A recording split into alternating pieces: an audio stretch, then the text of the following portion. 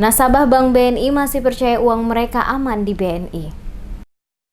Kasus pembobolan dana nasabah puluhan miliar rupiah oleh oknum pegawai BNI Ambon yang lagi senter menjadi perbincangan di tengah masyarakat mendapat tanggapan dari sejumlah nasabah Bank BNI Ambon. Tim Demes Media Group yang turun menemui beberapa nasabah BNI saat dimintai tanggapannya menyampaikan tanggapan yang beragam mengenai kasus pembobolan dana miliaran rupiah tersebut. Ibu Yanti, salah satu nasabah Bank BNI, kepada tim Demes Media Group mengatakan bahwa dirinya selaku nasabah BNI tidak merasa khawatir akan kasus tersebut. Menurutnya persoalan tersebut adalah masalah pribadi. Sampai dengan saat ini dirinya masih merasa aman dan nyaman sebagai salah satu nasabah yang menaruh uangnya di Bank BNI. Oleh karena itu tidak terpikirkan untuk menarik seluruh tabungannya dari Bank BNI, alasannya karena persoalan kenyamanan. Nasabah di Bank BNI ini saya tidak merasa khawatir karena gini, itu masalahnya individunya saja, bukan masalah banknya.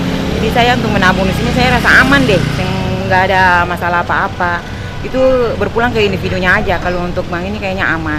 Hal yang sama disampaikan Ani yang juga adalah salah satu nasabah Bank BNI Ambon. Menurutnya hingga saat ini dirinya masih merasa aman untuk menabung pada Bank BNI. Walaupun diakuinya ada kasus yang dilakukan oleh orang dalam di Bank BNI sendiri.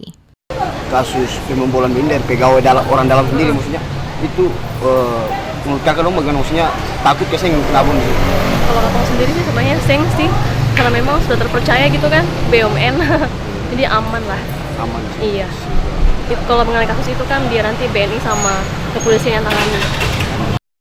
Sementara itu, Kabid Humas Polda Maluku Muhammad Rum Ohoirat mengatakan, kasus tersebut berawal dari adanya laporan pihak bank pada 8 Oktober 2019 dan setelah menerima laporan, kasus itu kemudian ditangani oleh Direktorat Kriminal Umum Polda Maluku.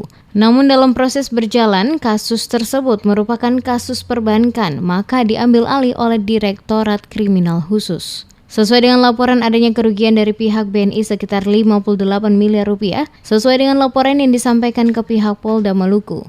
Rum mengatakan dari hasil investigasi internal yang dilakukan pihak bank, terungkap bahwa terlapor FY selama ini diduga telah cukup lama melancarkan aksi kejahatan. Namun baru pada 9 September hingga awal Oktober 2019, kejahatan yang dilakukannya terungkap. Dirinya membeberkan dalam aksinya itu FY memerintahkan 3 kepala cabang yakni cabang pembantu Tual, Dobo, dan Masohi untuk mentransfer sejumlah uang ke rekening tertentu. Kemudian ini waktu kejadiannya tanggal 9 September 2019 sampai dengan 4 Oktober kemarin baru ketahuan. Di mana modusnya adalah si SY ini memerintahkan beberapa kepala cabang, diantaranya kepala cabang pembantu Tual, kemudian Masohi dan Dobo untuk mentransfer dana ke rekening tertentu. Kemudian inilah yang dianggap sebagai satu kerugian oleh pihak BNI karena memang tidak sesuai prosedur.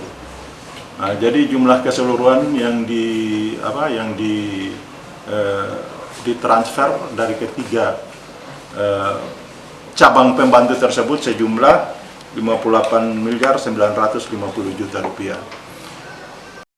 Lebih lanjut dikatakannya, saat ini penyidik tengah mengagendakan pemeriksaan terhadap FY. Menurutnya jika FY melarikan diri, maka pihaknya akan memanggil paksa dan melakukan pengejaran. Ia juga menyebut kasus ini telah mendapat perhatian dari Kapolda Maluku, sehingga pihaknya berjanji akan menuntas kasus ini termasuk juga mengungkap modus dan aliran dana yang digunakan.